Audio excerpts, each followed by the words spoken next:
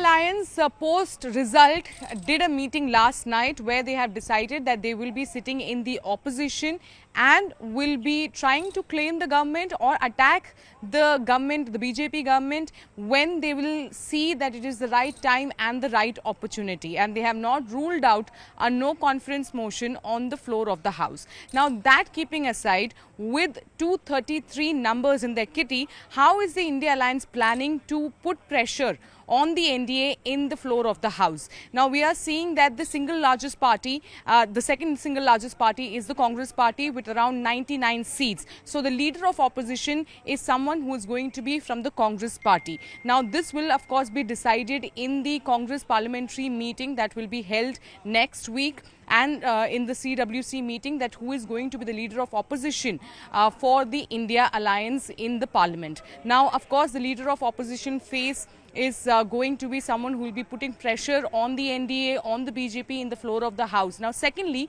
remember, with very less numbers last time, around Congress has around 52 numbers last time, and overall the alliance had very low number, and that is why a number of the crucial bills were smoothly passed by the BJP government in both the floor of the houses, be it Lok Sabha or Rajya Sabha. Now, with India Alliance having 233 number, this will in fact be very crucial to note that this could in fact be a bumpy ride for the BJP government when it comes to passing crucial bills. If there are bills that are not really in agenda for the opposition or are not best suited for them, then it will be of course blocked by the India Alliance, which stands at 233. So that is of course the strategy and the agenda. Apart from that, there is going to be meetings which will be frequently held by the India Alliance, not just outside the parliament but also inside the parliament, to decide the strategy of the India Alliance when it comes to the BJP and the NDA government in the floor of the House.